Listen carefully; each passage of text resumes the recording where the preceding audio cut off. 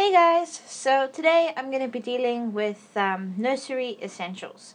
Now, right off the bat, I just need to tell you that this is not all the nitty gritty that you're going to find in a nursery. So it's not all the decors and the fluffy carpets. It's literally just the basics. And I'm doing this because a lot of people that I know find themselves now pregnant and excited, and they're stressed about the money that they've got to pay for hospital fees and all the other necessities the baby's going to need, and they now want this beautiful nursery, but they just need the basics. I'm not downing all the beautiful nurseries out there. In fact, I love them just as much as every other expectant mom or aunt or gran or anybody else. But sometimes we just need to be reminded of the absolute basic essentials. And I know there's one or two things on the list that I'm going to share with you that aren't necessary essentials. There are wants or luxuries, but take it as it comes. Because I know that there's lots of moms out there who have been going through House or Pinterest or Googling nurseries or looking at friends' nurseries and thinking, wow, that's really pretty, but I can't afford all of those things. So, if I start right at the beginning, the things that you're going to need for a nursery, you're going to need a cot, okay? And a cot is something that's going to be with your child for the next 2 years, sometimes even longer. And I say sometimes because it depends on the kind of cot that you get. You get cots that transform into a toddler bed, and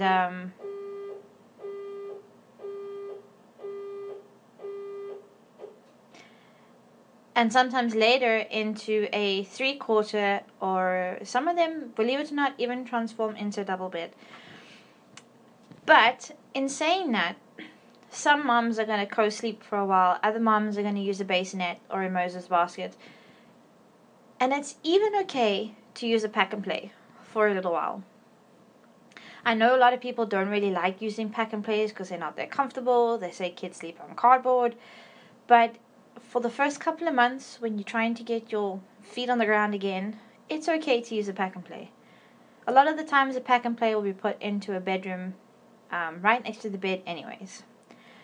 When you are ready to move baby into the nursery, or he's outgrown the Moses basket or the bassinet, then you can start looking at cots, because they can be quite expensive depending on where you shopping or looking at cots. The next essential item would be a mattress. Now again, there's a large variety in different types of mattresses. Because you get organic, you get foam, you get memory foam, you get inner coil springs, you get standard cot size mattresses, you get larger cot size mattresses. It all depends on what you're looking for. And again, it also depends on the kind of cot that you have. So if you have a cot that transforms into a toddler bed or a 3/4 bed, 10 to 1, the mattress is going to be slightly bigger than your standard cot size. So make sure that when you put the mattress into the cot that it doesn't shift around. Because you don't want a mattress that moves around that could potentially trap your baby between the mattress and the cot. The other thing you're going to look at is a waterproof covering for your mattress, as well as a mattress protector. Now, depending on your country, some of them are the same. So you'll get a waterproof mattress protector and cover. Others, you'll get a mattress pad, which is a padded piece of material that goes underneath the waterproofing material to keep the mattress soft and comfortable. So I suggest, where possible, have both. And a suggestion that was given to me by another young mom is to layer it. And what I mean by layering is, obviously you have your mattress, so you place your mattress pad on the mattress and you cover it with a waterproof covering, and then you'll fitted sheet. And then you layer it again with another waterproof covering and another fitted sheet. And the reason for this is, in the middle of the night, you are half tired. Baby's probably screaming because he or she is hungry, or they've had a blowout. In other words, they've leaked out of their diaper, whether it's poo or pee, and now you need to change it. And instead of scrounging around in the cupboard for an extra fitted sheet or an extra waterproof cover, just to be able to pull the fitted sheet off and the waterproof covering, to fold it up and to put it in a basket, to deal with in the morning, and you already have another fitted sheet and waterproof covering ready. So you can just change baby, put baby back down on the bed, and go back to sleep. The next thing to think of is bedding. Now, bedding can be a variety of things, but the basics is technically a fitted sheet, a couple of blankets. If you use a sleeping position foam pillow, or you get like baby pillows, they're really thin. You don't even really need that. Other bedding could be inclusive of an nappy bag, you know, the ones that hang off the side of the cot on the wall, or your changing pad. Okay, you get hundreds of thousands of different types of linen. It really is just up to you as to what you'd prefer. Other types of bedding or linen could be the cot bumper rails or the cot skirt. Those are nice to have. I wouldn't say that they're a necessity at the moment. You know, your baby's not at a point where they can roll around yet. Maybe as they get slightly older, it's something to look at. The next thing you're going to want to look at or look for is a changing pad. This is normally the foam pad that goes on top of your changing table. And in saying that, you're obviously going to need a changing station where you can change babies nappy, or dry them off, or whatever the case may be. And with that, you've got a variety of different options again. So in circumstances where you don't have a lot of space and you need to be able to change baby, you get a nappy changing table, if I can call it that. It goes across the top of the cot, and you fit your changing pad in there. The other option is your standard normal changing table that has the changing pad on top. Sometimes it's got the bath underneath with your shelves and stuff underneath where you can put all baby's essentials. Remember, wherever you have your changing pad or your changing table, you need to have space for the essentials like nappies and creams and oils and powders and wipes and everything. To make sure that somehow, somewhere, whether it's on the wall, whether it's in the thing that you're using it, you have space for the essentials. The last thing you want to do is have taken baby's nappy off in the middle of the night, and now you got to worry about him rolling off because you've left everything in the cupboard. Not saying that that's happens with everyone, but when you're tired and this is like your 4th week in a row, things can happen, and you get a different variety of changing tables. So you can get your standard one, like I've already mentioned. You can get a chest of drawers that you've put the changing mat on top. You can get a bureau, and there's a new thing out at the moment. It's called a wall pocket, where the changing table folds up into the wall, but when you fold it down, you've got your changing table, and in the wall itself you've got your nappies and all your essentials. That's really quite smart for small rooms or small space, and you want to make the use of everything. The next thing you need to look at is a nappy bin. It doesn't technically have to be like the one in the picture, the all fancy technology. It could just be a bin that seals tightly, that can collect any odors, and to make sure that baby can't get in there. With that, you're going to need nappy bags as well. The other thing you're going to need is nappies. Now this honestly depends on you, the kind of brand that you want, and whether it's disposable or cloth.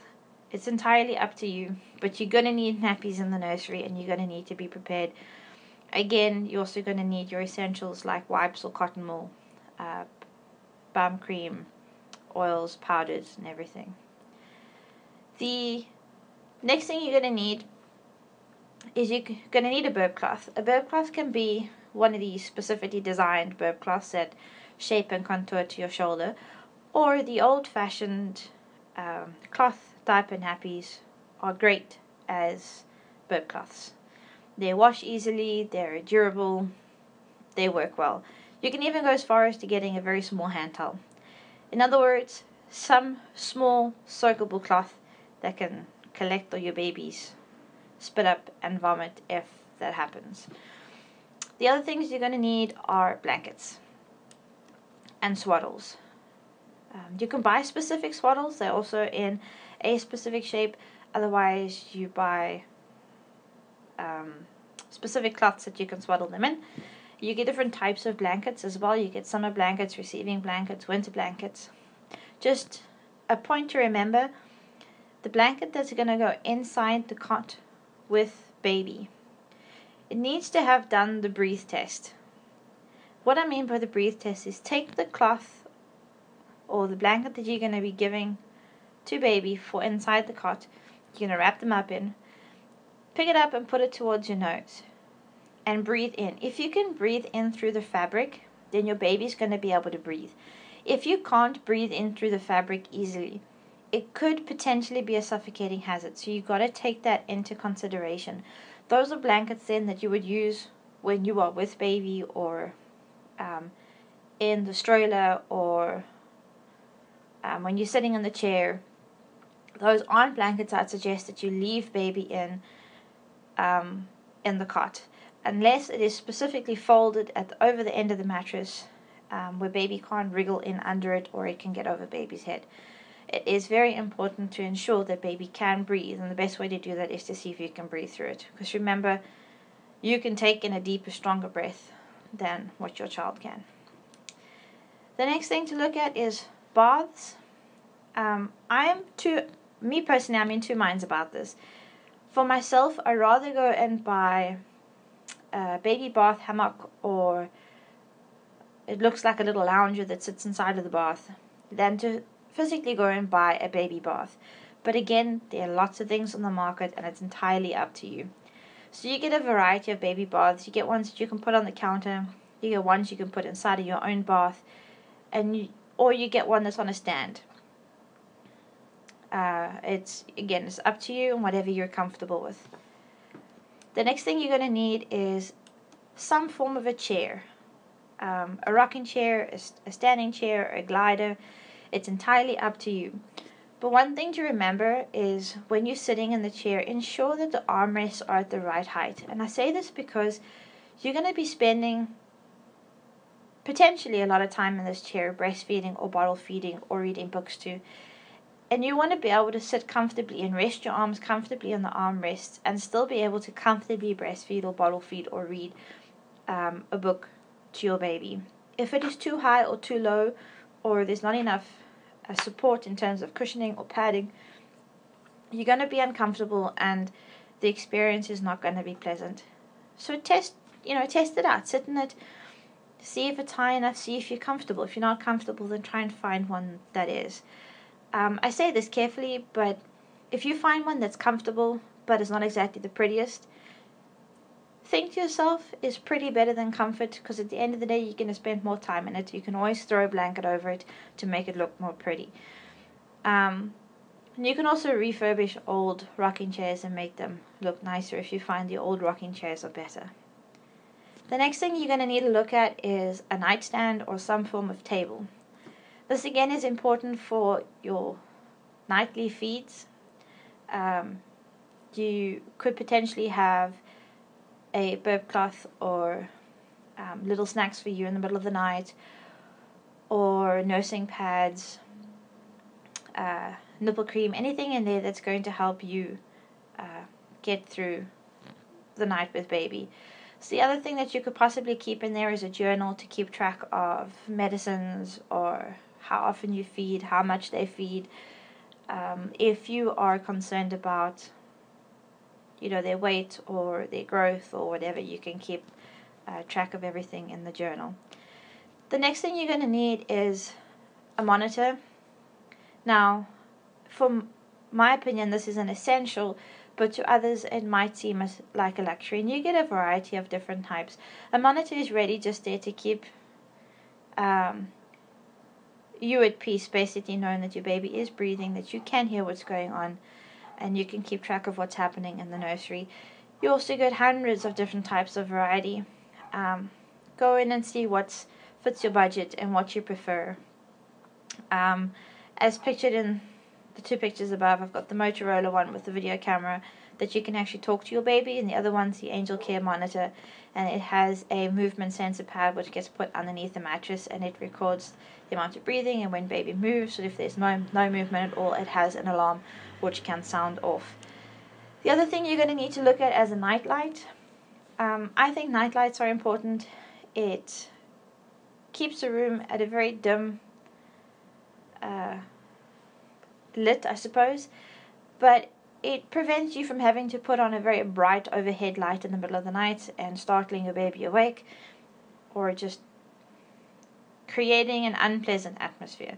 So it helps to soothe baby down, make the room nice and pleasant, and it also helps you to, stick your head in the room, see if everything's okay, and close the door without having your child, your toddler, your baby know that you have even stuck your head in at all. And lastly, a lot of people are on the fence with white noise, but something that is really inexpensive that you could consider doing is buying a fan. It doesn't necessarily have to be there to cool the baby down, but the fan actually creates a white noise that helps the child sleep. Obviously, it helps in summer. If the room is hot, just remember to not place a fan directly onto your child. You don't want your child getting sick. But it's a really inexpensive way of creating white noise. I hope that this has been helpful, and I will be putting up some more videos in the next couple of days or in the next couple of weeks, so keep your eye out for that. Please hit the thumbs up button, please subscribe to my channel and comment below, and share this if you know if any other mums will benefit from this knowledge. Thanks for watching. See you next time. Bye.